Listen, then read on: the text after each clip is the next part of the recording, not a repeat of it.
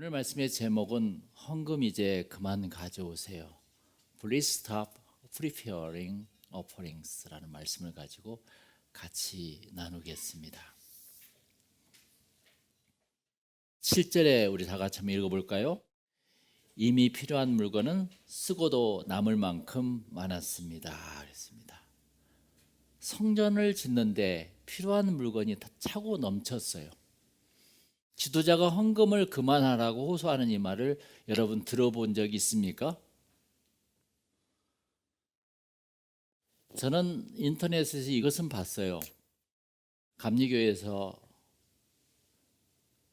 교회 앞에 이렇게 팻말이 붙어 있었어요.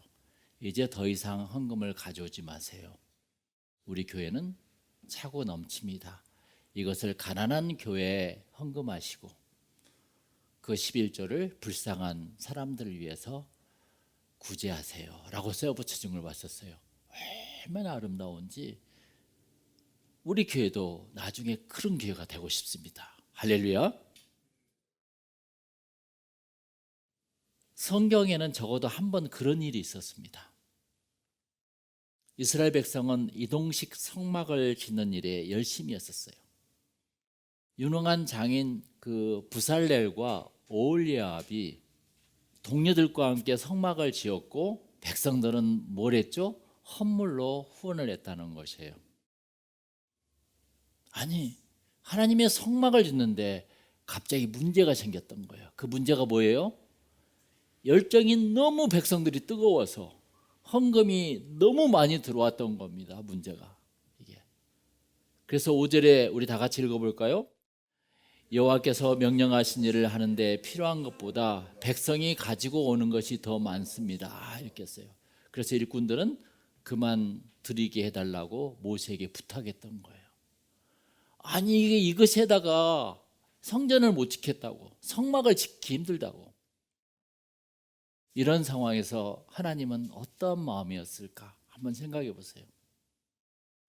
여러분 혹시 후원을 그만해달라는 편지를 받아본 적 있습니까?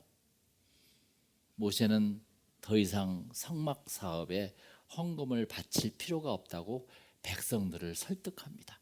이제 그만 가져와도 됩니다. 백성들은 아니 왜요? 아쉬운 듯이 물러납니다. 내가 드림으로써 너무 기뻤는데 이제 드릴 수 없다니까 백성들은 너무 아쉬워한 거예요. 그래서 5절 주보에 보면은 이것은 개역 개정판에서는 백성이 너무 많이 가져오므로 쓰기에 남음이 있더라 이렇게 했어요. 백성이 너무 많이 가져오므로. 서프라이즈, 놀라운 일이 일어난 거예요. 성령을 체험할 때 사람들은 주님을 기쁘시게 예배하려고 합니다. 내가 어떻게 하면 주님을 기쁘게 해줄 것인가? 무엇인가를 주님께 드리고 싶어 하는 것이 있어요. 이 세상에서 인간으로서 일부러 손해보고 싶은 곳이 딱 두 군데 있어요. 그곳이 어딘지 아세요? 첫 번째는 가정이요. 두 번째는 교회입니다. 교회와 가정은 이익을 보기 위한 사업장이 아닙니다. 그렇죠? 내가 일부러 손해를 보기 위한 사랑과 봉사의 장이 가정과 교회라는 것이에요. 여러분, 내 가정에 돈 벌려고 다닙니까? 내가 교회에 뭘 얻기 위해서 갑니까? 그러지 않죠. 내가 무엇인가를 주기 위해서 가는 곳이 교회고 가정이라는 것입니다. 내가 사랑이 차고 넘칠 때 우리는 베풀어주고 싶은 마음이 있어요. 이번 달은 그런 베풀어주는 달이 되기를 축원합니다. 베풀 때 오늘 이스라엘 공동체처럼 차고 넘치게 돼요. 참 신기해. 내가 베푸는데 차고 넘쳐. 그게 하나님께서 이 세상을 창조할 때 세상을 만드신 사랑의 원리예요. 참 신기해. 내가 왜 주는데 넘치지? 이게? 여러분 흥부와 놀부 이야기 아세요? 흥부는 찢어지게 가난했어요. 뭐가 찢어진지는 모르겠어요. 놀부는 너무 부자였었어요. 그런데 하루는 제비가 다리가 부러졌어. 그래서 너무 안타까워 사랑의 마음으로 제비 다리를 잘 붙여줬더니 제비가 나중에 다 고쳐져서 저기 강남에 갔다가 무엇인가 씨앗을 물고 왔죠, 그죠? 박씨를 물고 왔는데 그 박씨를 큰 박씨가 열려서 박을 타니까 거기서 금은보화가 나왔던 거 아니겠습니까? 그것을 보고 놀부는 일부러 제비 발을 툭 부러뜨려가지고 감아줬어요. 근데 똑같이 박이 크게 열려서 그 박을 탔는데 거기서 도깨비가 나왔던 거 아니겠습니까? 이게 참 이야기가 재밌어요. 이게 우리들의 마음이야. 이게 하나님을 믿는 마음은 베푸는 마음이에요. 사랑으로서. 할렐루야. 하나님의 은혜로 내가 손해볼 때 하나님은 그 대가로 축복을 주십니다. 교회는 손해보기 위해서 오는 곳입니다. 오늘 내가 뭐 줄 것 없을까? 교회 가서 그런 마음이에요. 그게 어떻게 하면 채워줄까 하는 마음으로 모인 곳이 교회입니다. 할렐루야. 초대교회 보면은 사도행전 어디 나오죠? 사도행전 2장에 보면은 43절에 보면 사람마다 두려워하고 사도들로 말미암아 기사와 표적이 많이 나타나니 믿는 사람이 다 함께 있어 모든 물건을 서로 통용하고 또 재산과 소유를 팔아 각 사람의 필요를 따라 나눠주며 날마다 마음을 같이하여 성전에 모이기를 힘쓰고 집에서 떡을 떼며 기쁨과 순전한 마음으로 음식을 먹고 하나님을 찬미하며 또 온 백성에게 칭송을 받으니 주께서 구원받은 사람을 날마다 더하게 하시니라. 그러니까 주께서 날마다 더하게 하셔. 신기해. 나눠주니까 날마다 더하게 하셔. 그게 주님의 마음이란 말이에요. 할렐루야. 오늘 출애굽 백성들에게도 자기 뜻대로 자기 이름을 내리고 건축하지 않았었어요. 아나니아와 삽비라 같은 사람이 없었다는 것입니다. 그 공동체에 썩어가는 강요가 없었다는 것입니다. 그 공동체에 하나님의 사랑이 존재했어요. 그들은 하나님이 무엇을 원하시는지를 잘 알고 있었어. 그러죠? 그래서 필요한 물건이 충분해지자 모세는 눈물로 백성들을 바라보며 이제 그만 가져오세요 하며 감사했다는 것이에요. 우리 교회도 언젠가는 헌금 이제 그만 가져오세요, 가난한 교회나 이웃을 도와주세요 할 때가 있을 겁니다. 할렐루야. 백성들의 후한 드림이 놀랍습니다. 그들은 지도자를 믿었어요. 지도자를 믿어줄 때 성전은 지어졌고 교회는 부흥했습니다. 하나님께서는 이런 백성들의 참여를 기뻐하셨고 훗날 축복으로 보답하십니다. 할렐루야. 오늘 본문은 참으로 후한 드림이었어요. 오늘 마가복음에서도 한 과부의 후한 헌금 이야기가 나와요. 그렇죠? 예수님은 여러 부자들의 헌금과 함께 한 과부의 헌금을 지켜보셨어요. 그때는 헌금함이 구리함으로 돼 있었어요. 왜 구리함으로 된지 아세요? 헌금을 많이 내면 짤랑짤랑하고 소리가 많이 나도록. 그래서 부자들은 주머니에 동전을 가지고 계속 서서히 부었어요. 짤랑짤랑짤랑짤랑 그러면서 두리번 하면서 짤랑짤랑짤랑하죠.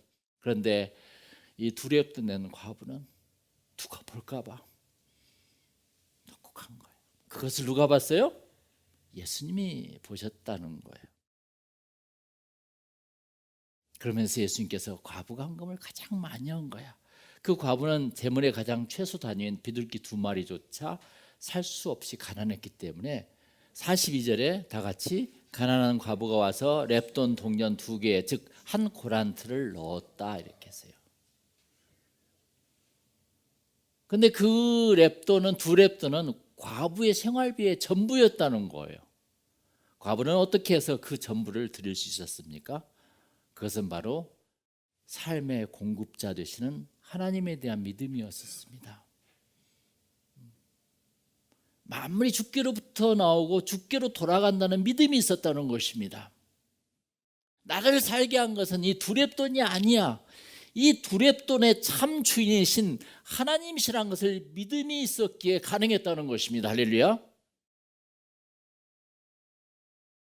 미국의 거부 록펠러라는 11조로 유명합니다.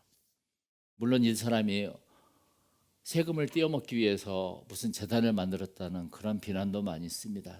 어쨌든 간에 이 사람은 11조를 잘하셨어요. 그를 하나님이 축복하셔서 최고의 갑부가 되겠는데 그 11조를 통한 축복의 비밀을 이 책에 썼어요. 그래서 토요일 날 우리가 한번 읽어보게요. 그렇죠? 뭔가 보게. 여러분 주부를 보세요. 록펠러는 지금의 가치로 환산할 경우 현재 세계 최고의 부자로 알려진 빌 게이츠보다 무려 3배나 넘은 돈을 벌었대요. 그때 당시 지금의 가치로 본다면 그런 게 172조. 그는 40명이나 되는 직원을 두면서까지 정직하게 계산해 온전한 11조를 드리는 모범을 보여주었고 그는 자서전에서 나는 남들에게 돈을 나누어 주기 시작한 뒤로 오히려 재산이 점점 불어나는 하나님의 선물을 받았기 때문입니다 라고 말했습니다. 록펠러 어머니의 교훈은 있어요. 3개가 있어요. 제일 중요한 거. 첫 번째 11조 생활을 해야 된다. 두 번째 교회 가면 맨 앞자리에 앉아 예배를 드려라. 세 번째 교회 일에 순종하고 목사님의 마음을 아프게 하지 말아라. 그래서 록펠러는 어머니의 원칙을 지켰더니 후에 이렇게 고백했어요. 나는 어머니의 말씀을 따라 하나님께 많은 물질을 드리면서 20년, 30년 후에 그것이 반드시 어마어마한 결실을 맺는다는 것을 확인할 수 있었습니다. 이런 하나님의 경작을 나는 철저히 내 어머니에게서 배웠습니다. 할렐루야. 이걸 잘 가르쳐 줘야 돼요.